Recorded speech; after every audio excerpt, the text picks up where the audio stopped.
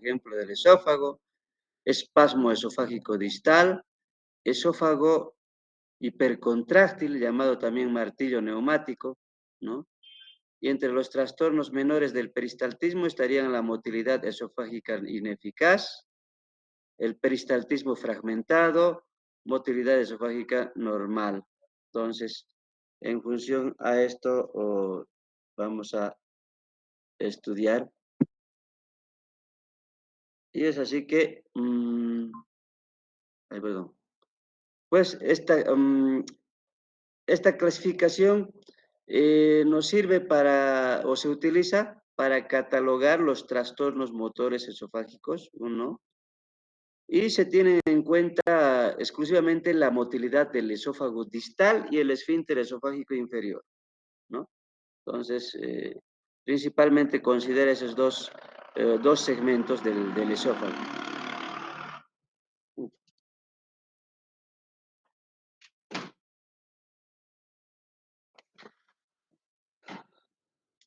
Con esto se revisarán también 4 grupos de anormalidades del esófago, anormalidades motoras, que vienen a ser la acalasia, ¿ya? Vamos a describirlo más después, en qué consiste cada uno de estos.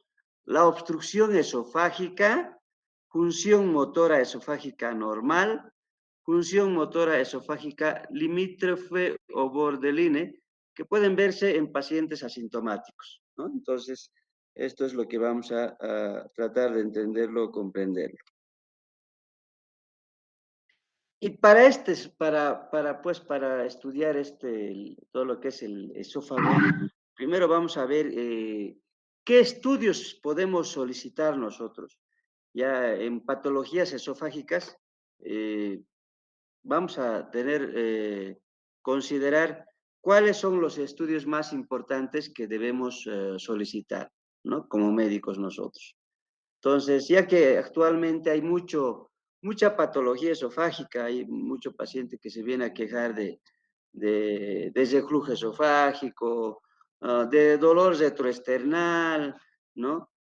Hasta de que le provoca tos, ¿ya? Entonces, hay mucha sintomatología y con muchas quejas de los pacientes, ¿no? O un tipo de ardor retroesternal. Entonces, para esto, darnos cuenta de qué exámenes podemos solicitar o qué exámenes tenemos a la mano para solicitar nosotros. Y dentro de esto, lo primero que vemos es una comparación entre dos sistemas de manometría, que son la manometría convencional y la manometría de alta resolución. Entonces, vamos a ver la diferencia entre los dos.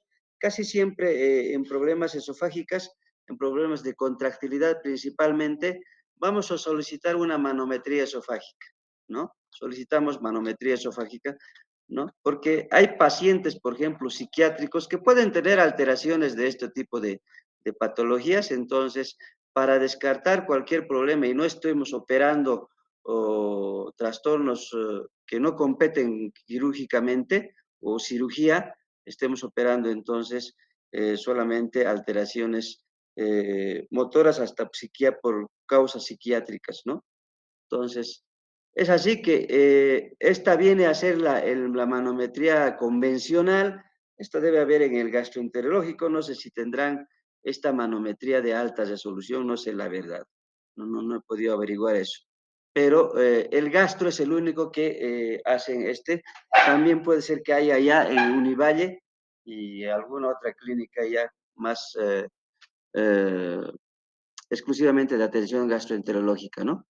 Pero en el gastro tengo la seguridad de que hay esta manometría convencional. Entonces, vamos a ver en qué consiste y esta es la manometría de alta resolución. Perdón, ¿hola?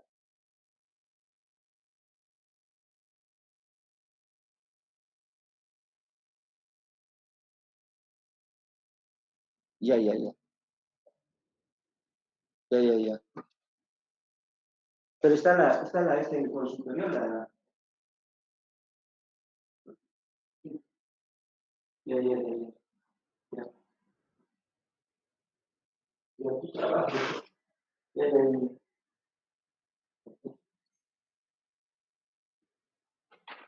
Sí,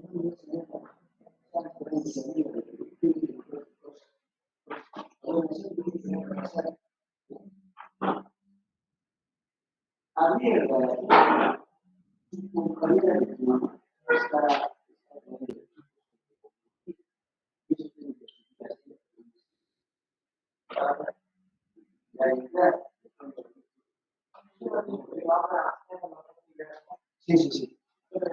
Sí. Ayudarles si es que puedes vos también.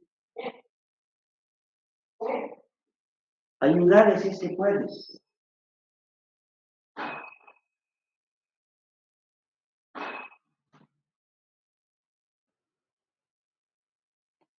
Bueno, mil disculpas, chicos. Mm, les decía que hay estos dos tipos de manometría. Una manometría convencional que vendría a ser esta y una manometría de alta resolución que vendría a ser esta. ¿Ya? Entonces vamos a ver la diferencia que existe entre los dos.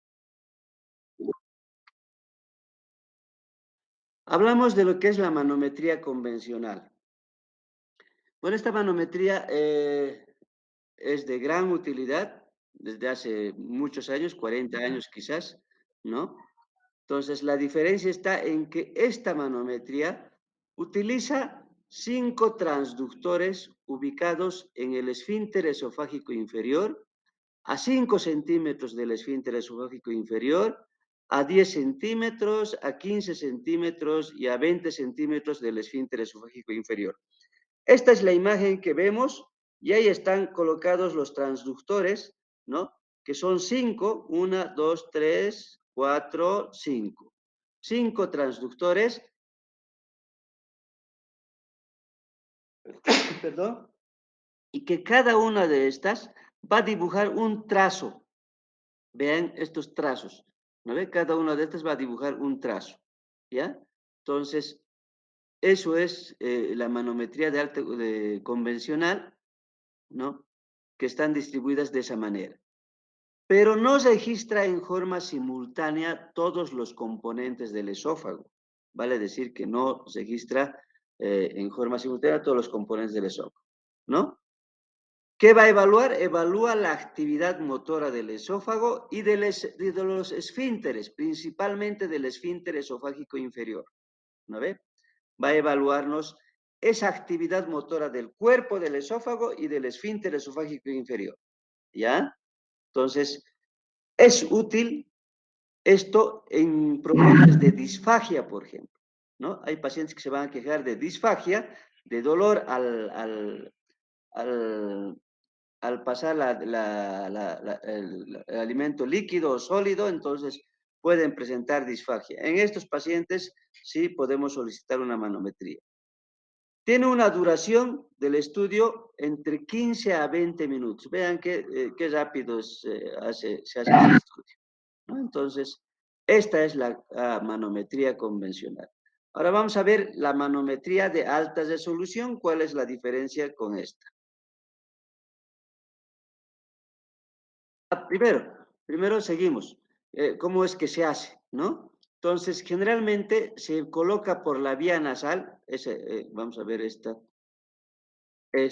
es, ¿no? Se coloca por vía nasal, ¿no? A veces indicándole al paciente que trague agua para facilitar el ingreso hacia el esófago. Es como colocar una sonda nasogástrica, chicos. Cuando colocamos la sonda nasogástrica, a veces es necesario hacerle tomar sorbos de agua para ayudar a pasar hacia el esófago y no hacia la garganta, ¿no? O, perdón, no hacia la tráquea, ¿ya?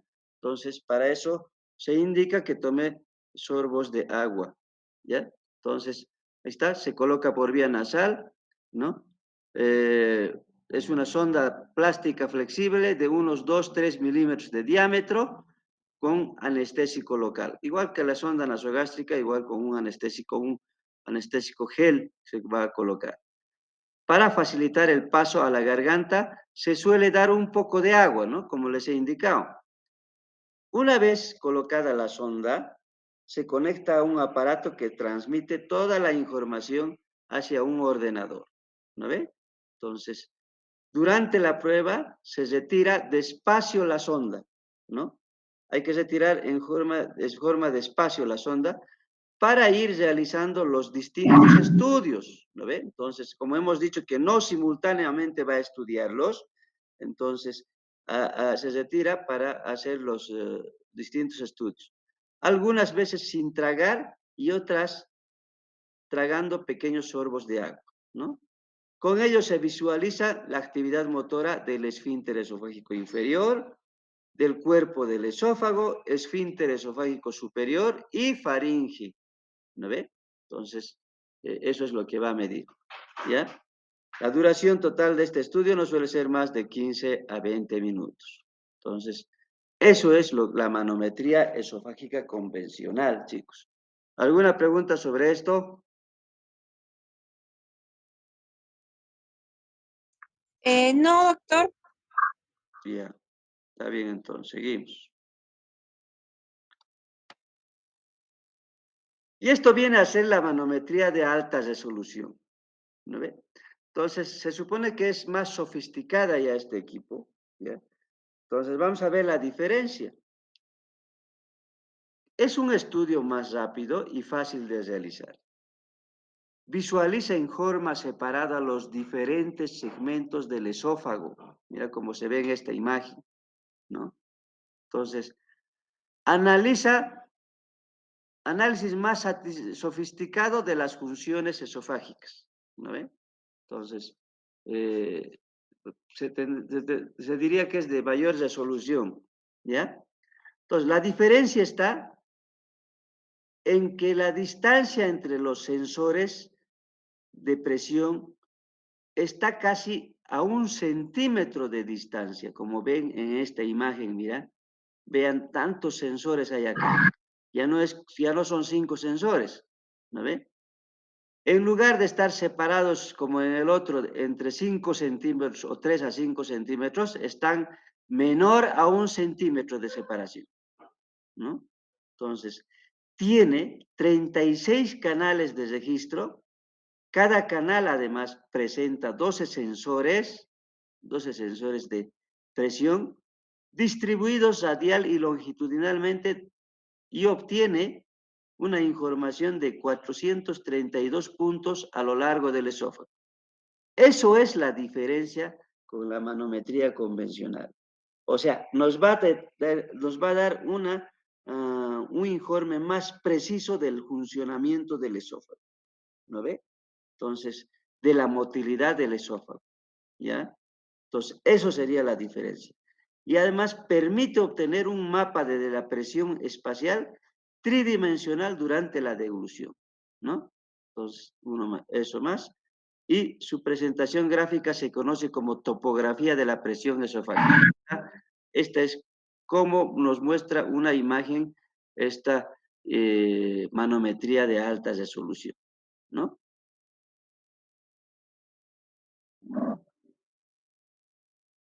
Entonces, la manometría es diagnóstica para pacientes con trastornos de motilidad esofágica, ¿ya? Muchas veces los motivos de consulta son vagos e inespecíficos en los pacientes. O sea, a veces nos vienen no con algo claro de los síntomas los pacientes. Entonces, por tanto, es necesario realizar este estudio de manometría esofágica, y además también es importante completar los estudios, ¿no? Principalmente de los sistémicos, ¿ya? De los diferentes sistemas, como ser cardíaco, respiratorio, por ahí tiene úlcera péptica el paciente, y algunas patologías pancreatobiliares, que podrían ser o similar o asemejar los síntomas de un problema esofágico, ¿no? Entonces, por esa razón hay que hacer siempre una buena historia clínica y completa, ¿ya? Siempre hay que prestar atención a los síntomas sistémicos de los trastornos del tejido conjuntivo, por ejemplo. Por ejemplo, un paciente que tenga esclerodermia, ya que en estos pacientes el tratamiento quirúrgico podría ser peor que la solución. Entonces, es necesario realizar un examen completo de todo lo que podría tener un paciente, ¿no?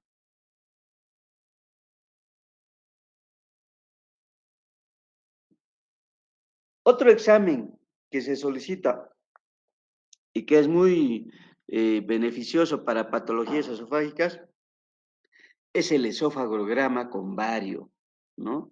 Nosotros solicitamos mucho estos exámenes, esofagograma con bario. Por ejemplo, en Cochabamba, el centro que lo está haciendo con más precisión es Dinámica. Es muy útil para guiar más, acercarnos más al diagnóstico, ¿no? Entonces vean cómo este esofagograma nos muestra la imagen completa del esófago, ¿no? La imagen completa del esófago, la unión esófago-gástrica, el diafragma, el paso del contraste hacia el estómago.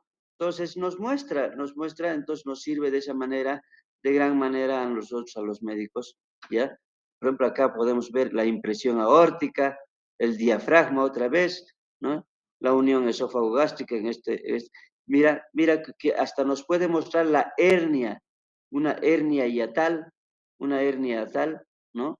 Entonces, acá, por ejemplo, una gran hernia hiatal también. Entonces, nos sirve para ayudarnos o para descartar un trastorno de motilidad esofágica, el esofagograma con bario, ¿no ve?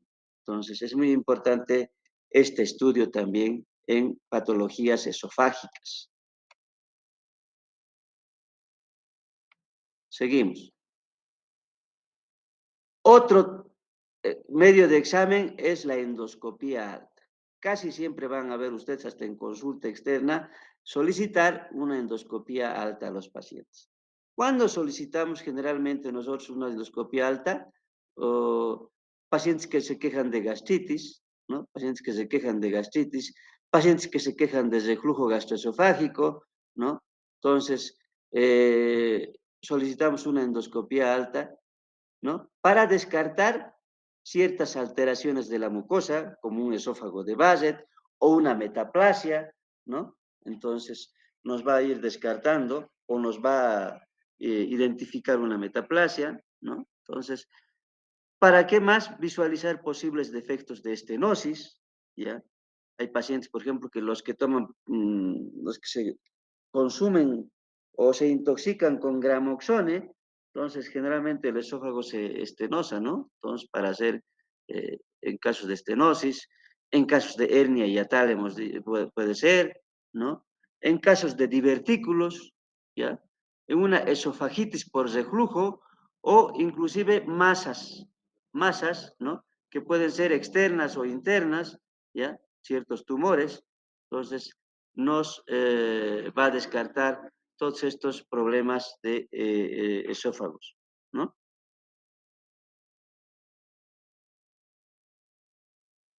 ¿Qué más podemos solicitar nosotros? En ocasiones solicitamos una TAC. Generalmente en problemas de descartar de neoplasias malignas, ¿no? Entonces, aunque no siempre es necesaria, pero es importante para descartar o sospechar otras patologías como problemas tumorales, por ejemplo, como en este caso se ve, ¿no? Acá, entonces acá también, ¿ya? Entonces, para descartar, porque generalmente estos tumores lo que hacen es comprimir el esófago, pues obstruir de esa manera el lumen esofágico, ¿no?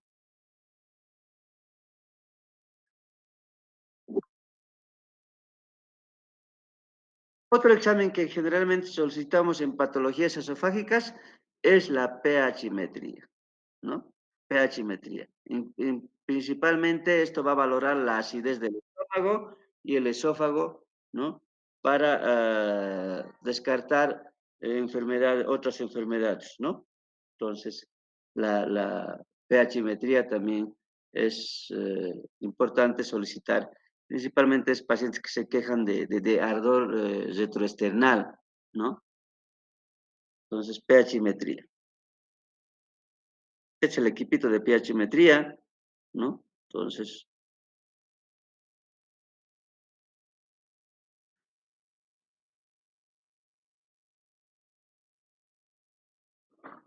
Bueno, en resumen, son principalmente unos cuatro exámenes que puedes solicitar como médico, ¿no? Esto lo vas a hacer hasta como médico general, entonces puedes solicitar, dependiendo qué es lo que tiene, una manometría principalmente, una manometría, ¿ya? Puedes solicitar una endoscopía alta, un esofagograma, ¿no? Un esofagograma, perdón, una endoscopía alta hemos indicado, un TAC de tórax y abdomen y, por último, una pHmetría, ¿no? Entonces, eso es lo que solicitamos. Entonces, por ejemplo, hoy yo tenía un pacientito con antecedente de reflujo y lo que estoy solicitando es una manometría y probablemente después, perdón, una endoscopía.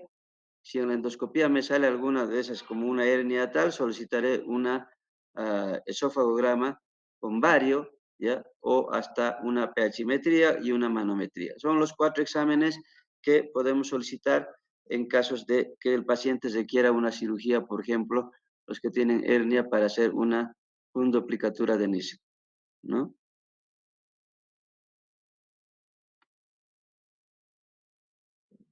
Bueno, entonces, ya teniendo en cuenta todo qué tipo de exámenes podemos solicitar, vamos a entrar a las patologías esofágicas, ¿no? Que se han clasificado principalmente los trastornos motores del esófago, se han clasificado en causas primarias y secundarias, ¿no? Las primarias vienen a ser la acalasia, ¿ya?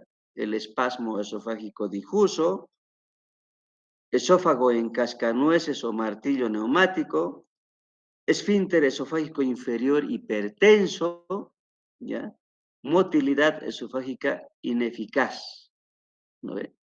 Entonces, vamos a ver en qué consiste cada uno de estos, qué exámenes se le puede solicitar en cada uno de estos y qué tratamientos le podemos ofrecer en estos casos, ¿no ve? Entonces, igualmente acá, en las secundarias, que generalmente es resultado de lesión progresiva provocada por trastorno subyacente del colágeno vascular o neuromuscular. Acá vienen lo que son las esclerodermias, la dermatomiositis, polimiositis, lupus eritematoso sistémico, enfermedad de Chagas, miastenia graves, ¿no? Miastenia grave o gravis también, ¿ya? Entonces, eso es lo que vamos a ver, ¿ya? O por lo menos saber diferenciar las enfermedades estas sistémicas o del tipo de trastornos colágenos, entonces, de estas que son las primarias. Entonces, una clasificación de este tipo se dice que no es muy útil para interpretar los resultados manométricos, ni para guiar las estrategias de tratamiento. Entonces, se prefiere un enfoque anatómico para clasificar los trastornos motores del esófago, teniendo en cuenta la afectación principalmente del cuerpo del esófago y el esfínter esofágico inferior. Estos son los dos sitios, los dos segmentos más afectados cuando se trata de trastornos motores del esófago, ¿no? Y viene a ser la base para comprender la manometría esofágica básica y clave para guiar el tratamiento quirúrgico. Entonces, viene lo que es la primera, el primer trastorno de la motilidad del cuerpo del esófago, ¿ya? Entonces, es una de las primeras patologías que podría tener cualquier paciente, ¿ya? Entonces, ¿en qué consiste esta? Es un trastorno de hipermotilidad poco conocida, o sea que no es tan conocida esta. Estaría en la clasificación de Chicago y se llama espasmo esofágico distal. O sea, dentro de la clasificación de Chicago se llamaría espasmo esofágico distal, ¿no? Entonces, eh, esta viene a ser, se manifiesta de manera similar a la acalasia, Ya vamos a ver más allá en qué consiste la calasia también. Entonces, 5 veces menos frecuente. Por eso es quizás lo que dice que es una patología todavía poco conocida, ¿no ve? Que no es tan frecuente, ¿ya? Afectaría más a las mujeres con múltiples molestias médicas, ¿ya? La causa sería principalmente neuromuscular, pero que no es tan clara tampoco que sea la causa un problema neuromuscular, ¿no? Entonces, es una anomalía motora del cuerpo esofágico más notable en los 2 tercios inferiores. Por eso dice espasmo esofágico difuso, ¿ya? Del esfínter esofágico distal, ¿no ve? Se llamaría espasmo esofágico distal. Entonces, por eso sería de los 2 tercios inferiores. La alteración estaría principalmente en los 2 tercios inferiores del esófago. Se observa una hipertrofia muscular y una degeneración de las ramas del nervio vago, ¿ya? Son contracciones esofágicas repetidas, simultáneas y de gran amplitud, ¿no? Entonces, eso es la característica del espasmo esofágico difuso distal. ¿Cuál es la clínica en estos pacientes? Es un dolor torácico y disfagia. Entonces, seguramente el paciente cuando venga a consulta se quejará de un dolor torácico y disfagia, ¿no? La disfagia es un dolor a la deglución de los alimentos, ¿ya? Entonces, eso es la disfagia. Son síntomas relacionados generalmente con las comidas, mira. Entonces, por eso es la disfagia, ¿no? Con el ejercicio físico, similar a la angina de pecho. O sea, por eso dicen dolor retroesternal o dolor torácico, chicos. ¿Ya? Entonces, podría asemejarnos eso. Entonces, cuando uno a veces está haciendo un ejercicio físico, podría tener estas molestias de dolor, una sensación de una angina de pecho, ¿no? Entonces, este dolor, esto puede estar por problema de trastorno motor del esófago inferior. Se quejan principalmente los pacientes de opresión en el pecho, puede irradiarse a la mandíbula inclusive, a los brazos y parte superior de la espalda, ¿ya? Los síntomas van a ser más pronunciados en los momentos de mayor estrés emocional. Lamentablemente, todo estrés nos trae muchos problemas, ¿no? Entonces, y cada vez es más estrés. Cuanto más crece una ciudad, más estrés es para la población, porque en casos de bloqueos nomás todavía uno no sabe cómo llegar a su fuente laboral o a sus clases, entonces ya es un estrés, ¿no?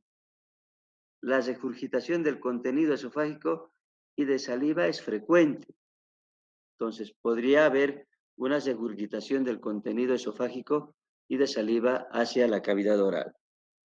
Pero no es un reflujo ácido, ¿ya? Vale decir que no es un reflujo ácido, porque no está viniendo desde el estómago. El reflujo ácido es lo que viene del estómago hacia el esófago, no en este caso. Sin embargo, el reflujo ácido puede agravar los síntomas, ¿ya? Igual que los líquidos fríos. Entonces, eh, podría molestar. Hay gente que cuando tiene problemas de molestias en el esófago, lo que hace es ir y tomar agua fría, ¿no? Entonces, pero sin embargo, en estos casos podría más bien agravar las molestias.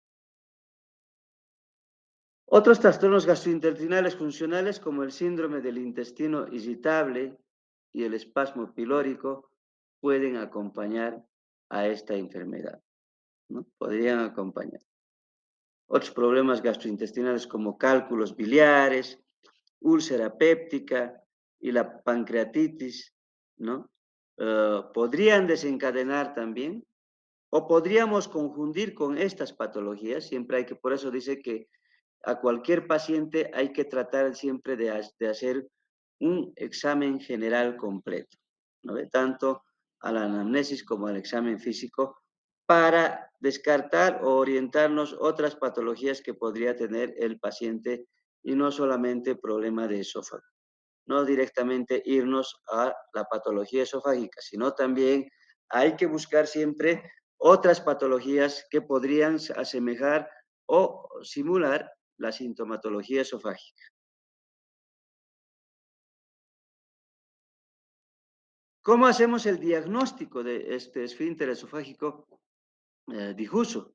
¿Cómo hacemos el diagnóstico? Lo hacemos mediante exámenes radiológicos y manométricos. Entonces, mediante los exámenes radiológicos vamos a solicitar un esófagograma. Entonces, ¿qué nos va a mostrar el esófagograma? Vean qué nos muestra, ¿no? Una imagen que se asemeja a un sacacorchos o una imagen en pseudodivertículos, ¿no ve? Entonces, causada por esas contracciones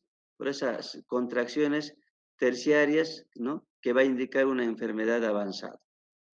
Entonces, esto ya es anormal, ¿no? Ya no es normal este esófagograma, ¿me entiende? Entonces, solicitamos un esofagograma. También puede observarse un estrechamiento distal en pico de pájaro, como se ve acá, ¿no ve? Por este peristaltismo anormal, ¿no? Entonces, eso vendría a ser la característica del espasmo esofágico difuso, ¿ya? En el espasmo esofágico difuso. Entonces, eso es la forma de diagnosticar. ¿Qué más podríamos solicitar en esta patología? Vamos a solicitar una manometría. ¿Y cuáles son los hallazgos en esta manometría? Contracciones multipico, simultáneas, de gran amplitud mayor a 120 milímetros de mercurio y de larga duración mayor a 2.5 segundos, ¿no? Entonces, la manometría. Contracciones irregulares que se producen después de más del 10% de degluciones acuosas, ¿no? ¿Ya? Entonces, igual. Contracciones espontáneas y peristaltismo normal intermitente. La manometría estándar puede no ser suficiente para identificar el esfínter esofágico difuso. O sea, vale decir que la manometría convencional probablemente no nos sea tan útil, ¿no ve? Pero sí la manometría de alta resolución. La correlación entre las quejas subjetivas y la evidencia del espasmo, ¿no? En los trazados manométricos también es una evidencia convincente de esta enfermedad, ¿no? Entonces, eh, eso es importante en estos pacientes.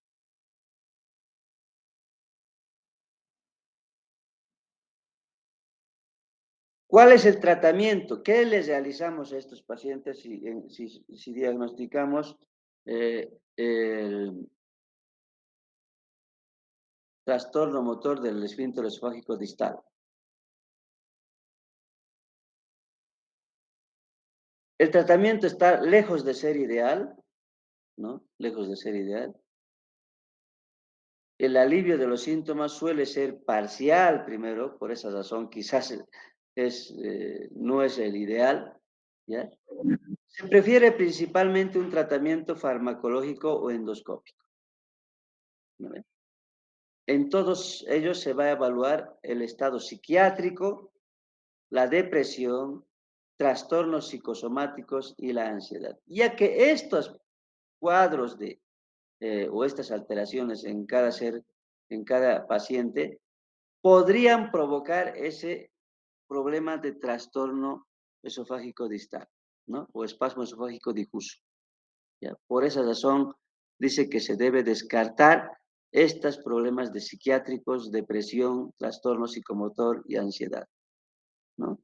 De por sí habemos personas con estos problemas de depresión, problemas psicosomáticos y de ansiedad, ¿no? Creo que es característica de muchas personas, inclusive de muchos pacientes. El control de estos trastornos y tener la seguridad de que el dolor torácico es de origen esofágico suele ser terapéutico por sí mismo, ¿no? Y en caso de disfagia, eliminar de la dieta los alimentos o bebidas que la provocan. Entonces, eso es lo que se debe hacer. Se produce reflujo, si se produce reflujo, por ejemplo, los fármacos antiácidos son útiles. Dentro de los antiácidos podemos tener esos protectores gástricos como el omeprazol, pantoprazol, esomeprazol, inclusive la ranitidina, que está a la mano, ¿no? Entonces, podemos usar cualquiera de esos medicamentos. Nitratos, antagonistas de calcio como la nifedipina, sedantes, anticolinérgicos pueden ser eficaces en algunos casos, no en todos. O sea, vean que el tratamiento de esta patología no es tan claro, no es como en otras enfermedades que podemos decir, esto es el tratamiento específico para este cuadro, ¿no? Entonces son patologías, primero que no son tan muy conocidas y por tanto, asimismo el tratamiento no es algo específico, mira, lo dice algo como es como algo general, ¿no? Por esa razón a veces ni nos preocupamos siquiera si tiene, cuando el paciente nos viene a contarnos sus molestias, ni siquiera sabemos qué podría ser.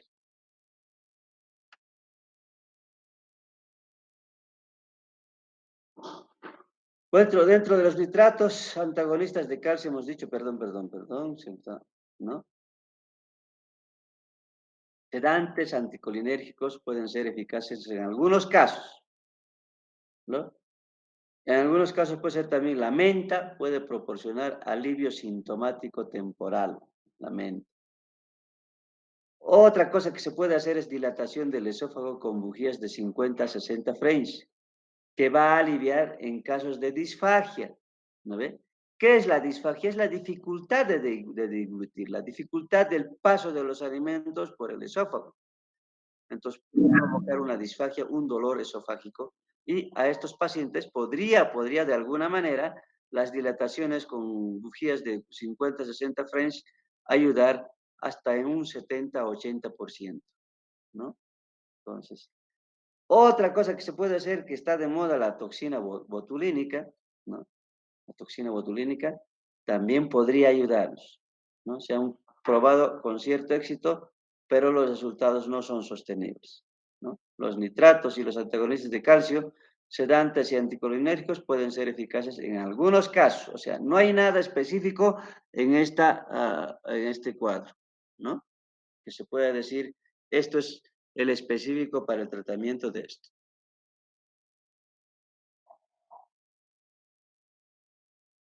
Entonces, eso en relación al esfínter esofágico difuso, al espasmo esofágico difuso, ¿ya? Y en la cirugía, pues, no creo que sea necesario la cirugía en estos pacientes, ¿no? Eh, es sería muy arriesgado, pero quizás sería peor que la solución, la cirugía. Pero, dice la literatura, indica en pacientes con dolor torácico incapacitante. Ya, pero ya esto sería una cosa seria, ¿no? Disfagia que no haya respondido al tratamiento médico y endoscópico. Bueno, otro. En ese caso sí, podría ser por un problema de estenosis, qué sé yo. Presencia de un divertículo por pulsión del esófago torácico. Ah, claro, en estos casos sí, la cirugía ya sería lo más recomendado. Una esofagomiotomía larga. Este vendría a ser el tratamiento quirúrgico, ¿no? Entonces, es como hacer la cardiomiotomía de Heller, más o menos esta, ¿ya? Es una esofagomiotomía larga. Se seccionan todas las fibras musculares, dejándose la capa muscular, la capa mucosa exclusivamente. ¿Para qué? Para dilatar ese esófago, ¿no? Porque probablemente estas alteraciones de la contracción, para evitar, entonces se haría una esofagomiotomía larga, ¿no? A través de una toracotomía izquierda o una técnica asistida por videolaparoscopía a través del abdomen y al lado derecho del tórax, ¿ya?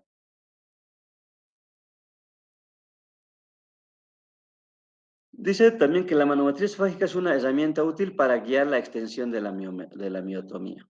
Vale decir que la manometría nos va a decir hasta dónde está alterado hasta qué lugar del segmento esofágico estaría alterado este esófago, y por ende, pues, de acuerdo a la manometría, pues, podemos hacer la esófago-miotomía larga, ¿no? Entonces, para eso nos sirve eso.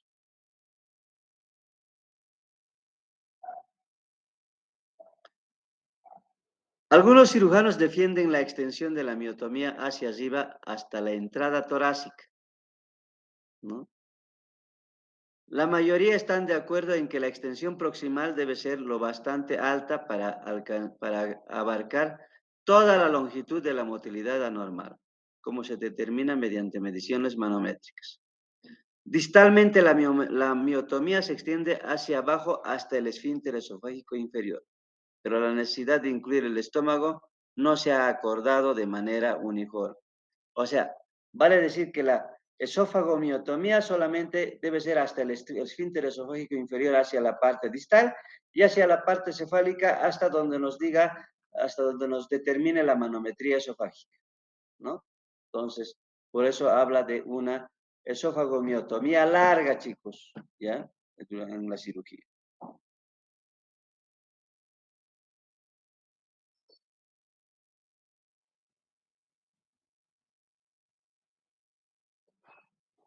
En algunos pacientes se puede recomendar una fundoplicatura de Dor. ¿Para qué? Para una protección frente a un reflujo. ¿No ve? Como se ve en esta imagen, esta es la de Nissen, ¿ya? Entonces, que es propia,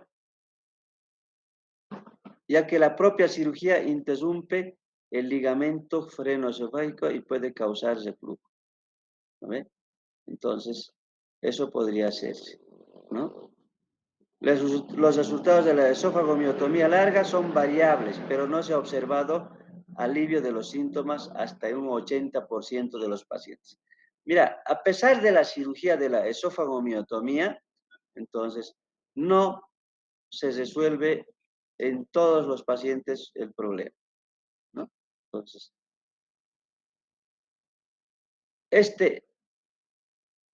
después de la esofagomiotomía larga, significa que podríamos acompañar de una fundoplicatura de Dor, ¿no? ¿Para qué? Para evitar un mayor reflujo del estómago hacia el esófago.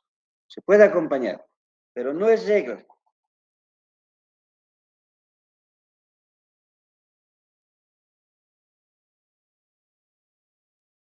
Esta es la forma de realizar la fundoplicatura de Dor, ¿no? Entonces, es la fundoplicatura de Dor. Para decir de 180 grados, ¿ya? Fundoplicatura de Dor.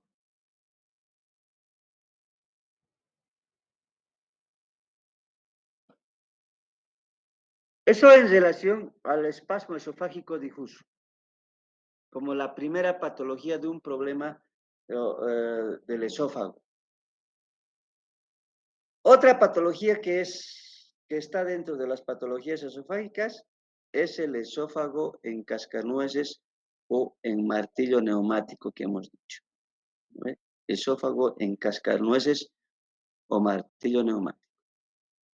Entonces, este cuadro es desde la década de los 70 como una entidad distinta, se ha descrito, ¿ya? Y dentro de la clasificación de Chicago se denomina esófago hipercontráctil. Esófago hipercontráctil. Se caracteriza por la contractilidad excesiva ya también esto, ¿no? Por la contractilidad excesiva. El esófago con peristaltismo hipertenso o contracciones peristálticas de gran amplitud, ¿no?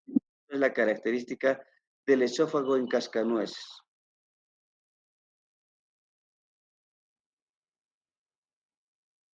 Entonces, ¿qué vamos a ver en estos pacientes? Generalmente se va a observar en pacientes de todas las edades, podemos ver en pacientes de todas las edades. Puede afectar a los dos sexos, tanto al femenino o al masculino, ¿ya? No hay preferencia por uno de ellos. Es más frecuente de todos los trastornos de hipermotilidad esofágica, ¿no? como en el esfínter esofágico difuso, igualmente no se conoce la fisiopatología. Entonces, hasta ahora no sabemos cuál es la causa exactamente, ¿no? Entonces, se asocia a hipertrofia muscular que produce contracciones esofágicas de gran amplitud, ¿no? Podría deberse a eso, a una hipertrofia muscular.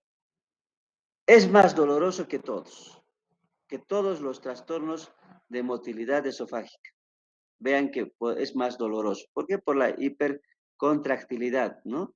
Se presenta en forma parecida a pacientes con espasmo esofágico difuso.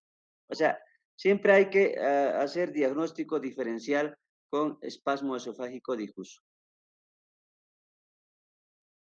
¿Cuál es la clínica? ¿Cuál es la clínica? Estos pacientes, al tener mayor contractilidad, con seguridad va a haber más intenso el dolor torácico, ¿ya? Puede haber más disfagia, odinofagia más, ya dificultad al de la deglución, ¿no? Regurgitación y reflujos infrecuentes, ¿ya? Entonces, esa es la clínica que nos va a indicar el paciente, ¿ya? Entonces, ¿qué vamos a solicitar? Un esófagograma. ¿Qué nos va a revelar el esófagograma? Nos va a revelar, vean, como esta imagen en rosario, ¿no? Un esófago en rosario, ¿ya?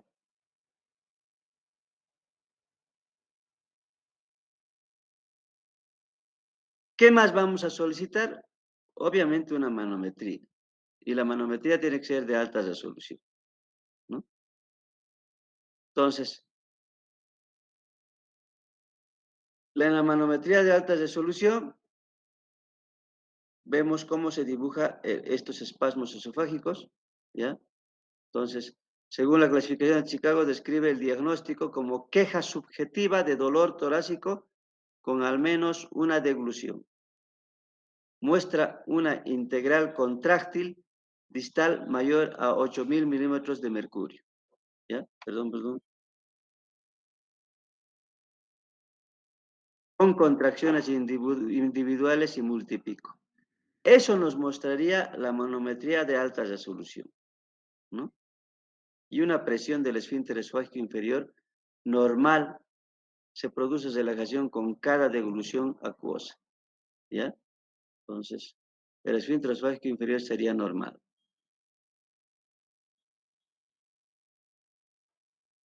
¿Cuál es el tratamiento? El tratamiento principalmente es médico, aquí no es médico, ¿no? Puedes usar, como en el anterior cuadro, antagonistas de calcio, puedes usar nitratos, puedes usar antiespasmódicos, pueden ofrecer un alivio temporal durante los espasmos agudos, ¿no? Puedes hacer una dilatación con bujías igual, ¿no?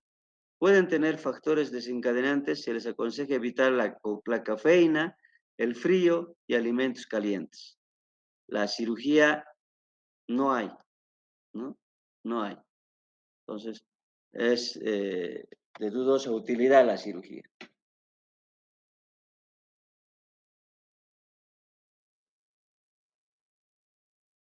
Ahora pasamos a lo que son, hemos hablado de lo que son trastornos del cuerpo del esófago en realidad. Por eso hemos hablado del espasmo esofágico difuso y esófago en cascanueces, ¿no ven? Entonces, son dos patologías que han afectado al cuerpo del esófago principalmente.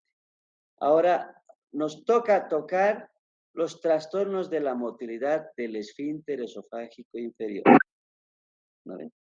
Entonces, dentro de esto, vamos a ver igual algunas alteraciones, algunas patologías, y cada uno de estos viene a ser el esfínter esofágico inferior hipertenso, ¿no? Esfínter esofágico inferior hipertenso. Un autor, el Codetal, describieron que por primera vez como una entidad distinta, ¿no? Y según la clasificación de Chicago, se denomina obstrucción del flujo en la unión gastroesofágica o unión esófago-gástrica también, ¿ya? Y se define como una presión de relajación integrada media superior a 15 milímetros de mercurio. Entonces, es un esfínter hipertenso que se relaja poco, ¿ya? Por eso dice su nombre mismo, esfínter esofágico inferior hipertenso. Esa es su característica de este cuadro. Entonces, si realmente es hipertenso, ¿qué va a pasar? No van a pasar normalmente los alimentos del esófago hacia el estómago, ¿no? Entonces, algunos pensaban que era una acalasia, ¿no? Que se asemejaría, sí, pero que es diferente por la evidencia de ese peristaltismo que existe, ¿ya? En cambio, la calasia no hay no es un esófago hipertenso o esfínter esofágico hipertenso, ¿no? Que normalmente no está presente en la calasia. Puede observarse en pacientes con disfagia, dolor torácico y hallazgos manométricos de un esfínter esofágico inferior elevado, ¿no? Entonces, no suele presentarse con reflujo ácido y regurgitación. O sea, en estos pacientes, al haber un esfínter esofágico inferior hipertenso, obviamente no va a refluir nada del estómago, ¿no? Lo que ocurre es que más bien la dificultad va a ser en el paso de los alimentos hacia el estómago.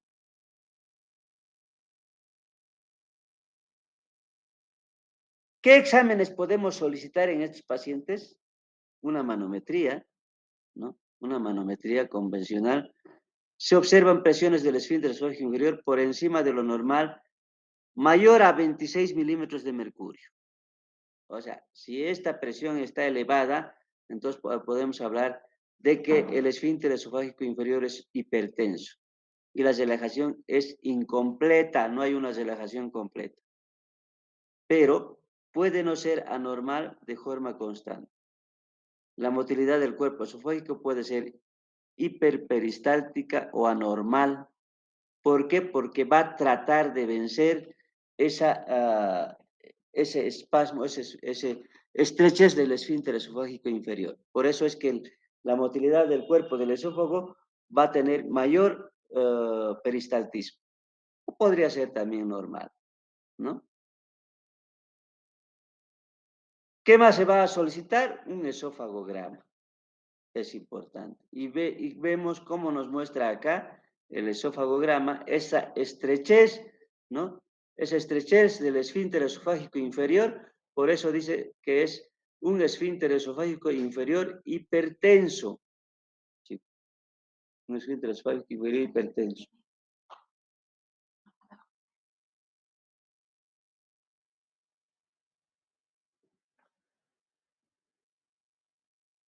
Eso. Entonces,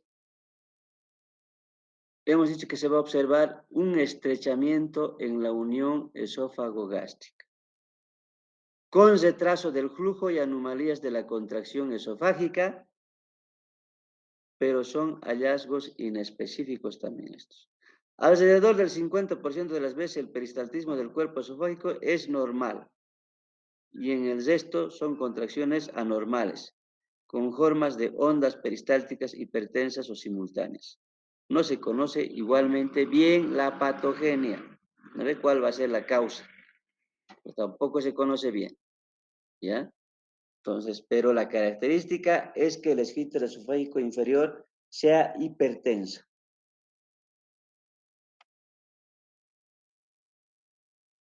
¿Cuál es el tratamiento? El tratamiento es obviamente vamos a hacer como la endoscopía, ¿no? Endoscopía, y puede ser un tratamiento endoscópico y quirúrgico, ¿no? Puede ser también usarse la toxina botulínica que puede aliviar estos síntomas de hipertensión temporalmente. Entonces, ¿qué hacen generalmente? ¿Qué se hace? ¿Qué hacen en el gastro cuando hay estos problemas de estrechez del lumen del esófago? Se hacen dilataciones con balón hidrostático, ¿no? Entonces, hacen dilataciones. ¿Ya? A veces hacen dilataciones cada cierto tiempo, cada 6 meses, ¿no? Tienen que estar en constante control estos pacientes.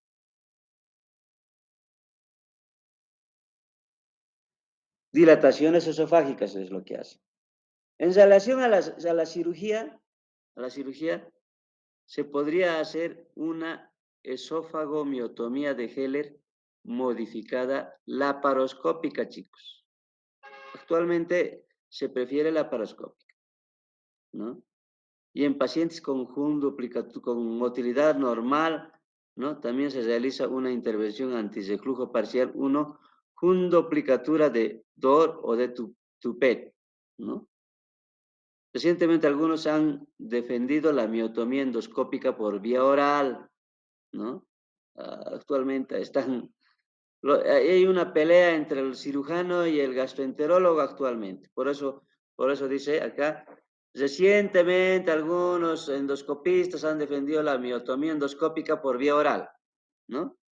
Entonces, es cierto, los gastroenterólogos van a defender lo que hacen y nosotros los cirujanos vamos a defender lo que hacemos. Hay una disputa, pero seguimos ganando, creo, los cirujanos, ¿no?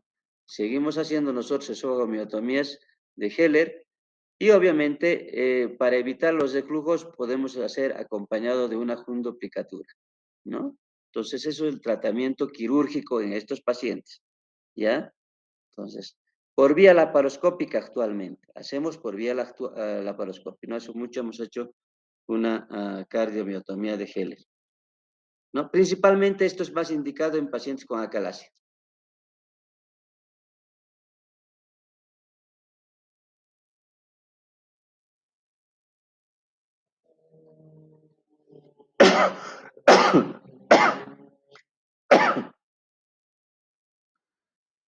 Ahora hablamos de este trastorno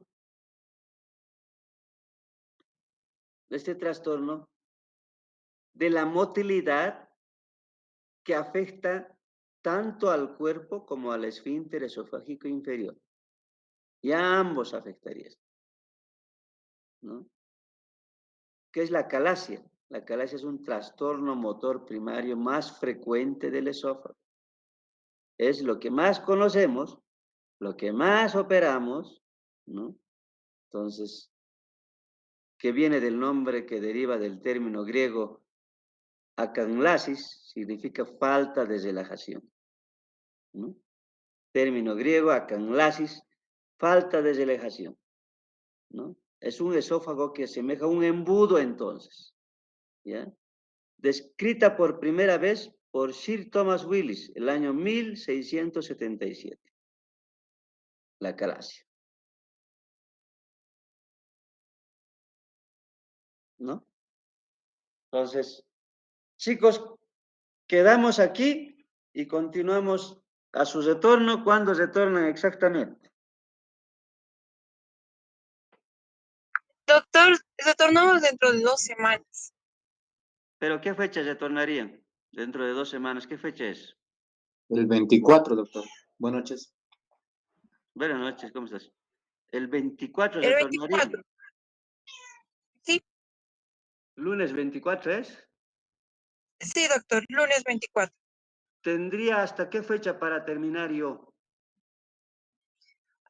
Deme un momentito, por favor, ahora veo. A ver, fíjate.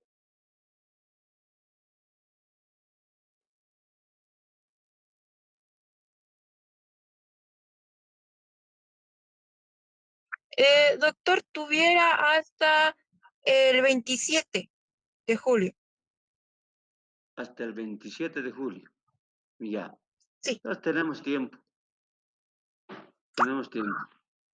Porque no es tanto tampoco, ya hemos avanzado hartito. Ahora, mañana es sábado. ¿Terminamos con este tema de acalasia más, porfa? ¿O suspendemos ahí? Terminaremos con acalasia, doctor. ¿No? Para estar Sí. claros. Ya, con esto más terminaremos entonces. Bueno, la acalasia es una patología que más conocemos. Yo creo que ustedes también han escuchado mucho. hay mucha gente que se hace operar de esto, ¿no? Entonces es un cuadro más frecuente en relación a las patologías que hemos tocado, ¿no? Entonces no sé si ustedes han tenido la oportunidad de rotar por el gastroenterológico. ¿Alguno de ustedes? Sí, doctor, yo sí. Sí, ¿no? ¿Con quién estás llevando? He tratado con el doctor Pereira. Pereira, ya, ya. No sé si él estará operando, no sé la verdad. Creo que no, pero No, creo que doctor, el no. doctor Pereira era más cirujano oncólogo. Ajá, sí, no, no, no. Ya. Entonces es una patología muy frecuente, es una de las más frecuentes que más se opera. Aunque no con tanta frecuencia como una vesícula, por ejemplo. No, no tanto así. Mm, es, por ejemplo, nosotros más operamos, yo no opero en el hospital prácticamente, esto más he operado en la parte privada, ¿no? Entonces, pero sí se escucha mucho la acalasia. Antes lo hacíamos en forma cirugía convencional, ¿no? Cirugía convencional, teníamos que abrir desde el apéndice hasta el ombligo una herida grande e ir a hacer una cardiomiotomía de Heller. Actualmente el gol estándar es la vía laparoscópica. Entonces, vamos a ver. Hemos dicho que el significado literal es la incapacidad para relajarse. Eso es la acalasia, ¿no? Entonces, no puedes relajarse.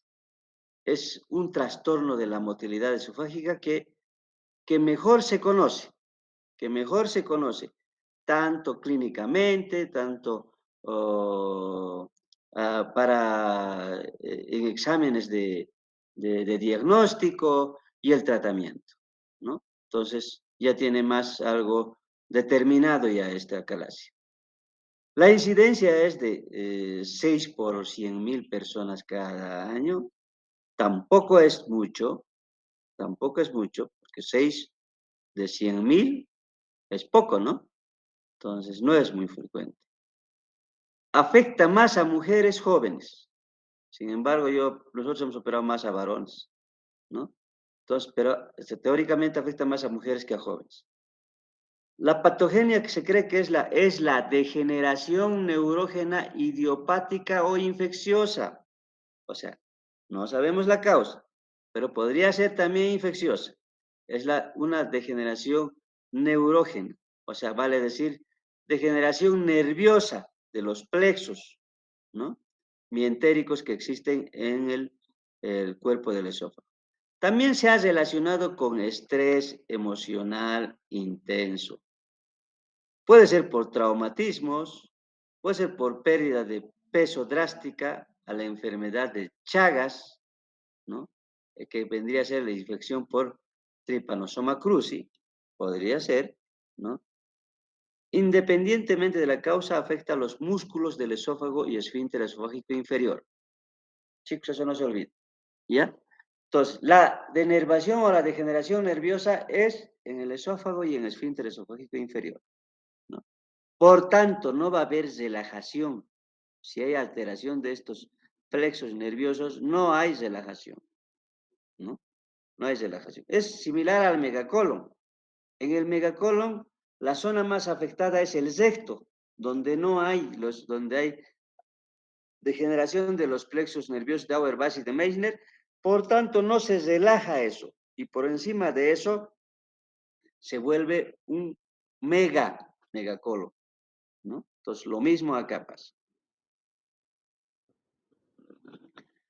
¿Cuáles son las dos teorías predominantes?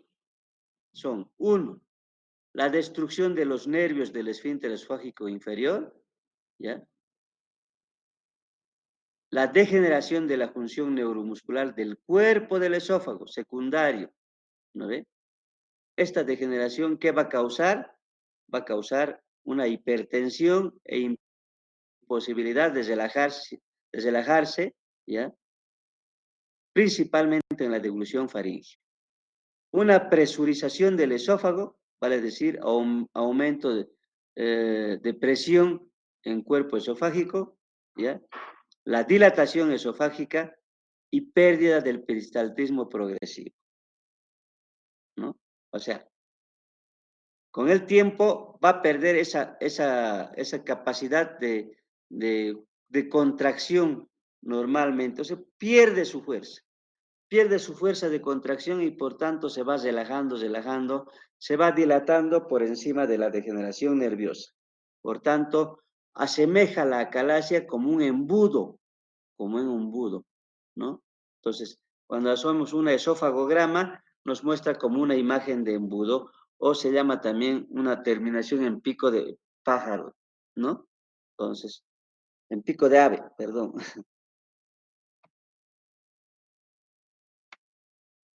Entonces, la acalasia vigorosa o espástica de tipo 3 se observa en un subgrupo de pacientes que presentan dolor torácico. Aquí el esfínter esofágico está hipertenso, no se relaja como ocurre en la acalasia clásica, las contracciones del cuerpo esofágico son simultáneas, no peristálticas, ¿no? De gran amplitud y repetitivas. Es incongruente con la acalasia clásica, simultánea de baja amplitud, ¿no? Entonces, eso es la diferencia también. En las primeras fases de la acalasia, ¿qué va a pasar? Pueden no tener anomalías del cuerpo esofágico, se producen en etapas posteriores, es decir, obviamente que al principio nomás las contracciones del esófago van a ser normales, pero a medida que pasa el tiempo se va a cansar ese peristaltismo y con seguridad va a ir perdiendo ese peristaltismo normal que tenía el esófago y por tanto va a ir dilatándose. En cambio, en pacientes con acalasia vigorosa pueden estar en esta fase temprana y las anomalías de las contracciones del cuerpo esofágico aparecerán más adelante debido a la obstrucción del flujo del esófago.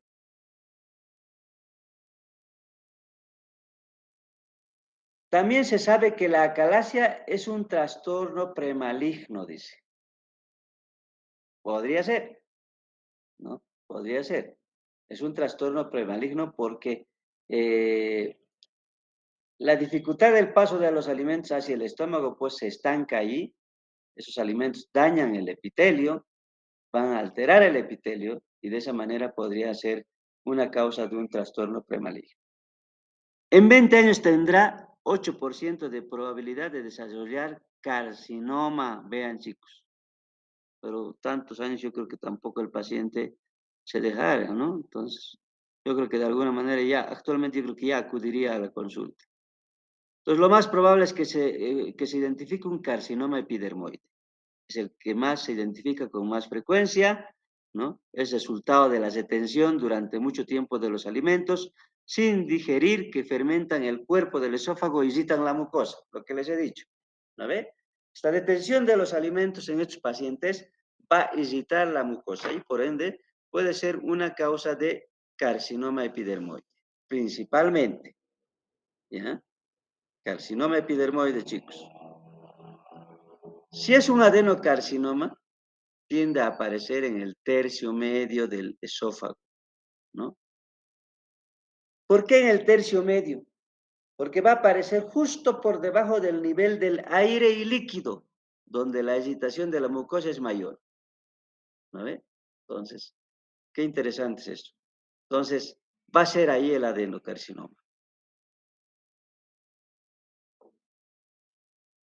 En contraste con estas teorías de la carcinogenia, ¿ya? Parece que existe un riesgo continuo de incidencia de cáncer, incluso en pacientes que se trata la acalasia. No sé por qué, pero parecería que estos pacientes que tienen acalasia, a pesar del tratamiento, podrían tener, ¿no? Pero, aunque también dicen que ninguna sociedad de gastroenterología ha aprobado todavía ningún programa de seguimiento específico para los pacientes con acalasia tratados.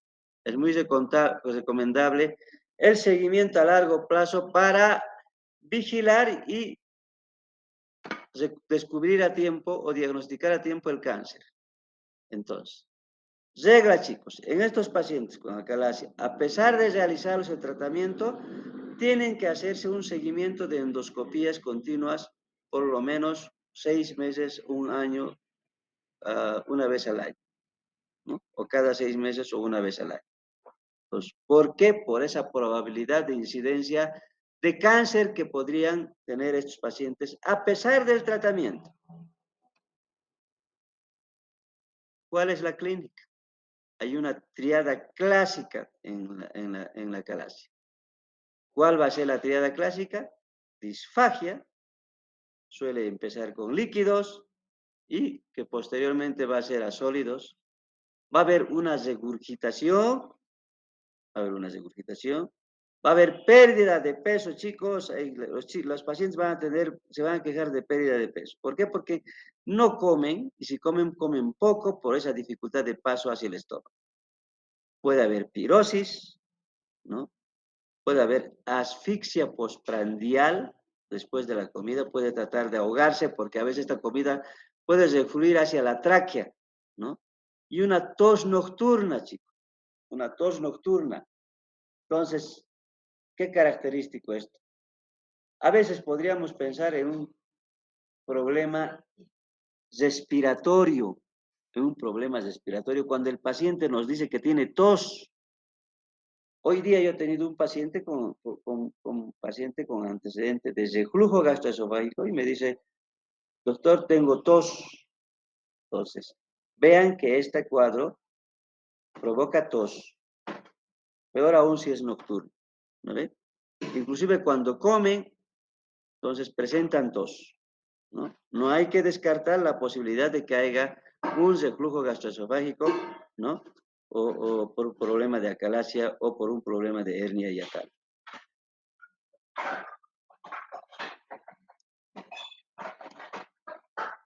La mayoría de los pacientes describen al comer laboriosamente, ¿no? O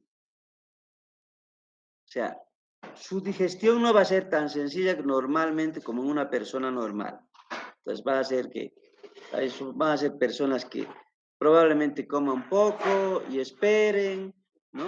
Entonces, o que solamente van a tomar líquidos, que no quieran comer cosas sólidas, entonces ya uno se da cuenta, ¿no? Entonces, la característica es que a veces comen muy despacio, utilizan volúmenes de agua para ayudarse a tragar, para ayudarse, ¿no? Para llegar al estómago los alimentos. Cuando el agua se acumula, aumenta la presión presentando dolor. Y este dolor se va a reflejar en un dolor retroesternal. Puede ser intenso, ¿no? Hasta que pase hacia el estómago. Recién va a aliviar cuando pasa hacia el estómago y se abra el esfínter esofágico inferior, ¿no?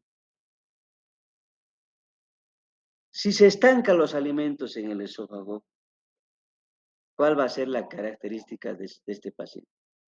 Probablemente tenga un olor fétido, sienta un olor fétido el paciente, con él mismo no está tranquilo, o hasta puede presentar mayor halitosis estos pacientes, ¿no? Entonces, a veces hay que aspirar frecuentemente a estos pacientes, ¿no? Por ese mal olor que presentan, ¿no? Por el estancamiento de los alimentos.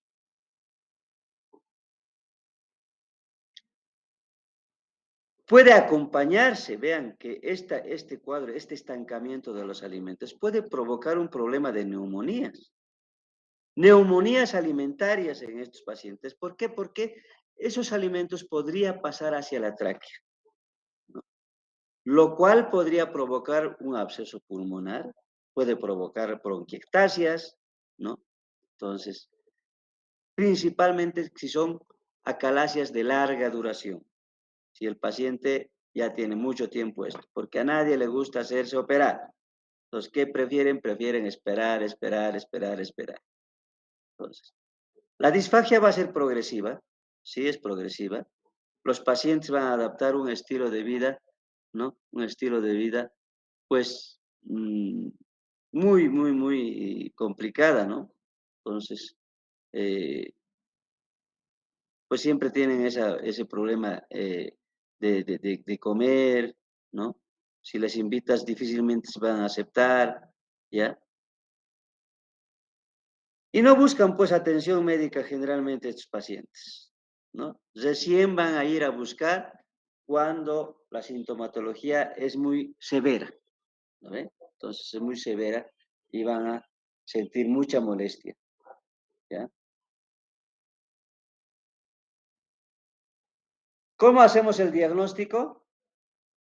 Hacemos mediante un esofagograma y una manometría, ¿no? Entonces, el esofagograma que nos va a mostrar, vean cómo nos muestra un esófago dilatadísimo, ¿no? Y una terminación en pico de ave, ¿no? Una terminación en pico de ave, ahí está, vean, ¿ya? Entonces, por la estrechez del esfínter esofágico inferior, ¿no? Entonces, eso es lo que muestra el esofagograma. Es un esofagograma con varios, chicos, con varios, ¿no? ¿Se observan espasmos del esfínter esofágico inferior? Obviamente, sí. Lo cual va a retrasar el vaciado, ¿no? Retrasa el vaciado del alimento y por ende va a haber dilatación del esófago por esa misma retención del alimento. Al haber esta dilatación, va a haber una ausencia del peristaltismo en el cuerpo y un fracaso en la relajación del esfínter esofágico inferior. Vale decir que no va a relajarse el esfínter esofágico inferior.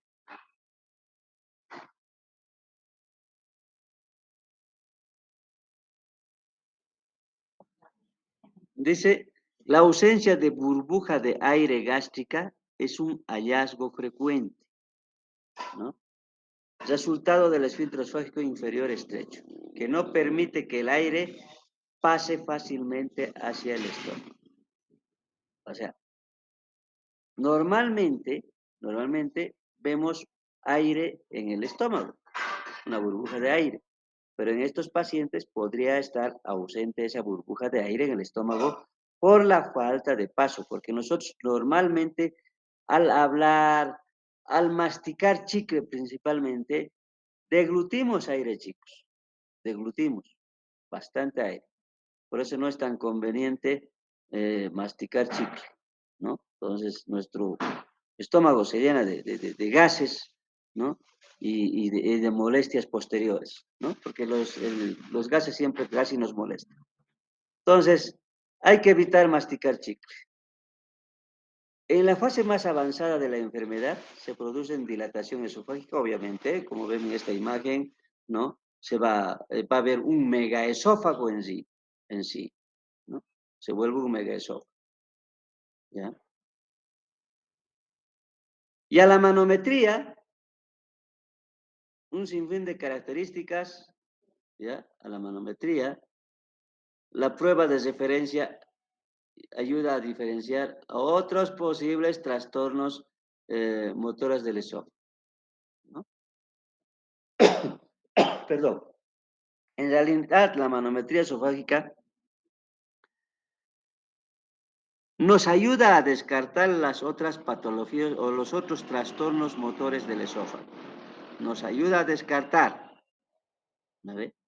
Entonces, una acalasia típica tipo 1, los trazados de manometría muestran 5 hallazgos clásicos, 2 anomalías del esfínter esofágico inferior y 3 del cuerpo del esófago. A ver, vamos a ver cuáles son esas 5 anomalías que nos muestra la manometría esofágica y que nos hace el diagnóstico. 1, que el esfínter esofágico inferior es hipertenso, ¿no? Tiene que ser hipertenso. Con presiones superiores a 35 milímetros de mercurio, chicos, ¿no? Entonces, y lo normal es 15 milímetros de mercurio. La presión de relajación integrada es de mayor a 15 milímetros de mercurio. Entonces, 2, lo más importante es que no puede relajarse en la deglución. O sea, uno deglute y no se relaja. Entonces, se estanca la comida ahí, ¿vale? Normalmente cuando deglutes, al mismo tiempo el esfínter esofágico inferior se relaja. normalmente. 3, el cuerpo del esófago tiene una presión por encima del valor de referencia, ¿no? Entonces, debido a la evacuación incompleta del aire, también hemos dicho que no va a pasar el aire del esófago hacia el estómago. Por lo tanto, no encontramos esa burbuja de aire en el estómago como normalmente se debía hacer. 4, que las contracciones reflejadas simultáneas sin evidencia de peristaltismo progresivo, ¿no ve? O sea, no hay un peristaltismo normal progresivo del esófago. No existe por ese problema de contracción distal. 5, formas de onda de baja amplitud. Vale decir que los músculos están relajados y no va a haber un tono muscular normal que van a producir ese peristaltismo de gran amplitud. Más bien va a ser de una baja amplitud. Estos 5 resultados van a ser diagnóstico de acalasia en la manometría, ¿no? Y obviamente en la endoscopía, como hemos dicho, que podría provocarnos un proceso inflamatorio, un cambio de epitelio o un cáncer, entonces la endoscopía nos va a ayudar porque estos pacientes tienen grandes probabilidades de hacernos metaplasia esofágica y cáncer esofágico. Entonces vean lo que hacen, vean cómo se ve en la endoscopía, vean esta estrechez y cómo se estanca el alimento, ¿no? Vean cómo se estanca el alimento. Puede provocarse una esofagitis o un cáncer, ¿no?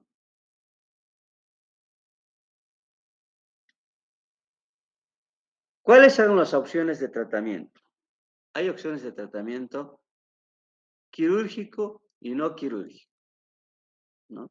Entonces, obviamente todas van a ir a aliviar o a tratar de aliviar esa obstrucción que está causada por el esfínter esofágico inferior, ¿no?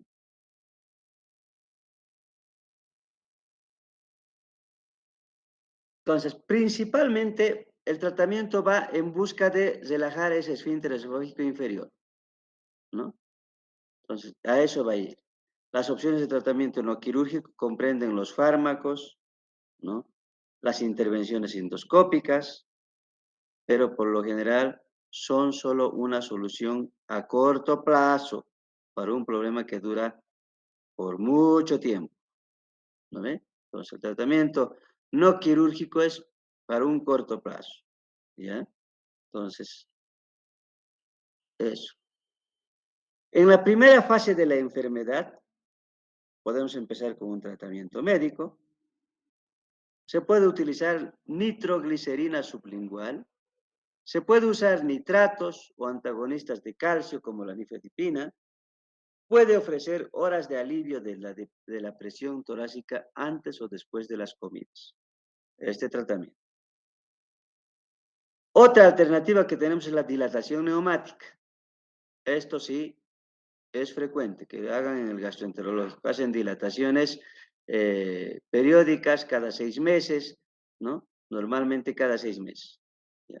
Puede proporcionarles un alivio de los síntomas, ¿ya? Entonces, yo tengo un paciente que cada vez se hace endoscopías. No quiere hacerse operar porque ya está de un adulto mayor y eso, casi tiene ya 80 y tantos años. Entonces ya no quiere hacerse operar. Pero este paciente cada vez va a las dilataciones, ¿no? Se puede también hacer una toxina botulínica directamente al esfínter esofágico inferior. ¿Qué va a hacer?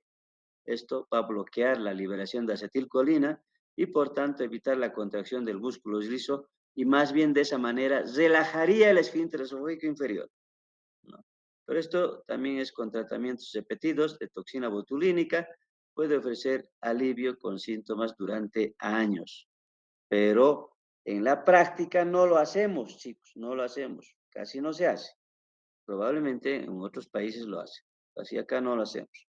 La toxina botulínica usamos nosotros en casos de hernias gigantes de abdomen incisionales con pérdida de domicilio, para relajar el músculo de la pared abdominal. Pero en más del 50% de las veces los síntomas reaparecen en los 6 meses siguientes. Por eso dice que este tratamiento inicial solamente es temporal, no es definitivo. ¿Ven? Entonces, la parte quirúrgica, ¿a qué va? La parte quirúrgica principalmente, chicos, es la esofagomiotomía quirúrgica. Y se llama esto, con resultados excelentes, cardiomiotomía de Heller o miotomía de Heller laparoscópica, que es la cirugía de gol estándar. ¿Me entiende? Entonces, es el principal tratamiento. ¿Ya? Puede realizarse en forma abierta, laparoscópica o robótica. Actualmente ya se está. El único país donde no hacemos cirugía robótica es Bolivia, chicos. Todos los países ya tienen robot.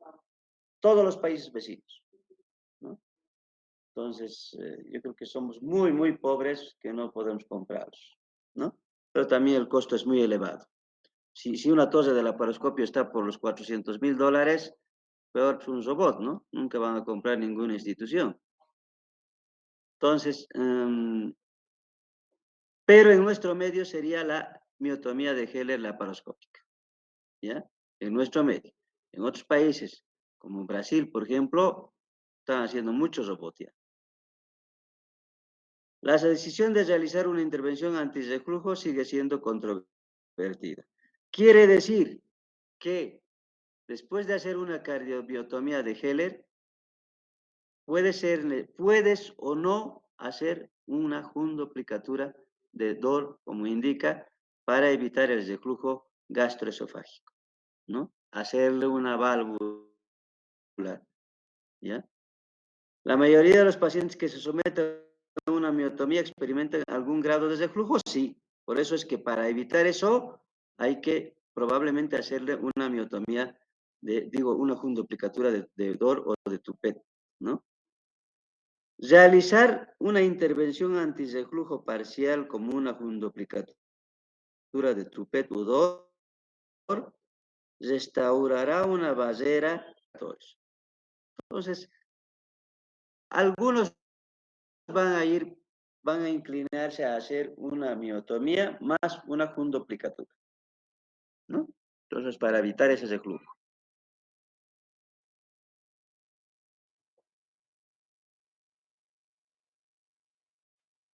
Aquí está la pelea con los endoscopistas, ¿no?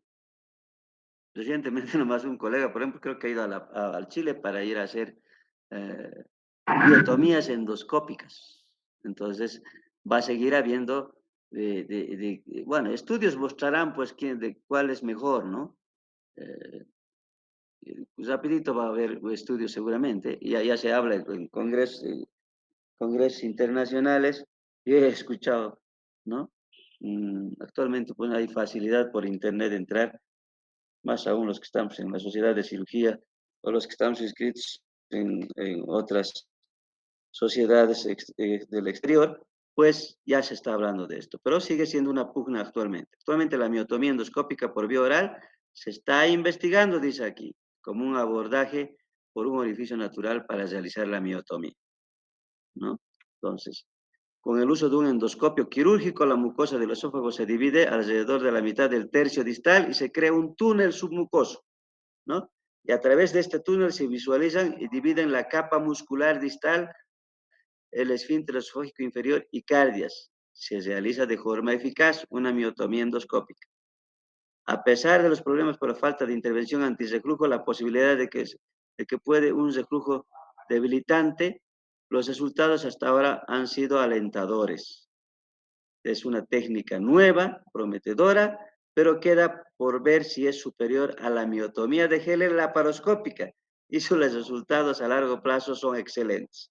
Entonces, vean chicos que ya cada vez aparecen nuevas cosas. Esto hace tiempo, en mis épocas de estudiante, no se hablaba de esta miotomía endoscópica.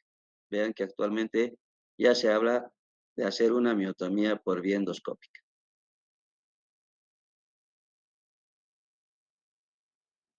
Entonces,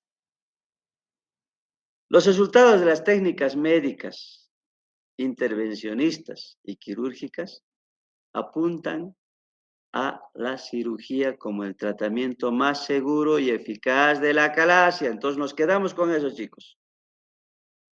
No, no les vamos a dar todavía validez a los gastroenterólogos. ¿Ya?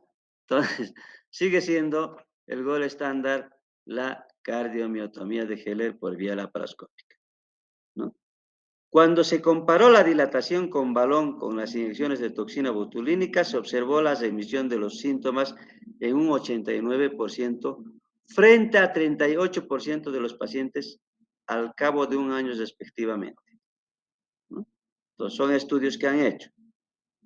Y en los estudios realizados para comparar dilatación con balón y la cirugía, se han observado tasas de perforación de 4 y 1% y una mortalidad del 0,5% y 0,2% respectivamente. O sea, vale decir que la cirugía tiene menos complicaciones que la dilatación con balón, inclusive, ¿no ve? Entonces, los resultados se consideran excelentes en el 60% de los pacientes que se sometieron a dilatación con balón y 85% de los que se sometieron a cirugía. Vale decir que sigue siendo la cirugía la mejor opción. Sin embargo, más recientemente, en estudios controlados, autorizados de los European Achalasia Trial Investigadors, se observó que la dilatación neumático era equivalente a la miotomía de Heller laparoscópica y la fundoplicatura de Dor con tasas de éxito terapéutico frente al 90% a los 2 años. Entonces, sigue siendo la laparoscópica más la fundoplicatura el tratamiento más recomendado para este tipo de patología. Mira, que se produjo perforación en 4% de los pacientes durante las dilataciones neumáticas. O sea, tampoco las dilataciones neumáticas son tan, ¿cómo se dice? Tan banales, ¿no? También se complican, ¿ya? Desgarros de la mucosa en el 12% durante la miotomía de Heller, laparoscópica, pero todos se separaron durante la operación. Eso es cierto. Nosotros también, al hacer una miotomía, nos hemos entrado hasta el esófago, pero ¿qué hemos hecho? Al rato lo hemos suturado, ¿no? Se sutura al rato y no pasa nada. Pacientes de corte de dilatación neumática tuvieron una tasa del 25% de redilatación para lograr el éxito del tratamiento. Los médicos deben seguir siendo cautos y vigilantes con pacientes con acalasia, incluso después de la intervención con éxito. O sea, nuevamente repetimos que estos pacientes sean manejados quirúrgicamente o resueltos quirúrgicamente, tienen que hacerse un seguimiento cada 6 meses mínimamente, ¿no? Entonces, hacerse endoscopías cada 6 meses, cada año, ¿no? Entonces, la obstrucción del flujo asintomático continuada dará lugar a la dilatación. Es adecuado el seguimiento estrecho de estos pacientes, ¿no?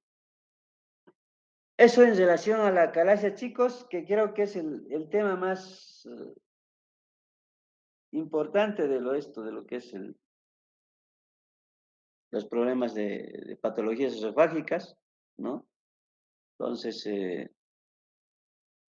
aquí quedamos y nos quedamos en motilidad esofágica ineficaz. Entonces, me van a hacer recuerdo dónde hemos quedado. Jennifer. Hola. Sí, doctor. ¿Ya? Entonces, ¿quedamos aquí? Está bien, doctor. Y empezaríamos el lunes 24. Sí, doctor, el lunes 24. ¿Qué horario más tienen ustedes aparte del lunes 24? A ver.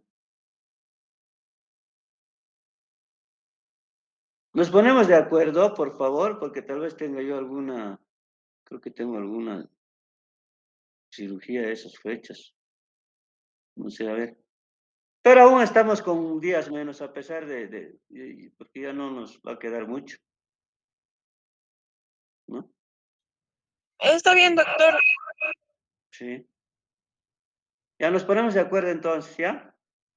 Día antes nos comunicamos, no. El viernes, por favor. El viernes nos ponemos ya de acuerdo. ¿Me llamas? Ya, está bien, doctor. Le llamo el viernes. El viernes, o sea, días antes al inicio de clase. Viernes. Ya, viernes 21. Viernes 21. ¿No ve? Sí, doctor. Porfa, el viernes 21 en el día llamame entonces, ¿ya? Nos ponemos de acuerdo. ¿Y creen que podemos pasar el viernes 21? ¿O no será? Mm, ¿O no van a querer los chicos? yo creo que sí podemos pasar, doctor. Entonces nos pondremos de acuerdo el viernes 21 en la mañana, por favor. Porque Ya, si yo doctor. tengo, si no voy a poder yo pasar clases el lunes, entonces los reemplazaríamos por el viernes. ¿No ve? Claro, doctor. Ya. Listo, chicos. Gracias, nos vemos ustedes. Nos vemos. Hasta luego, doctor. Espero Gracias. que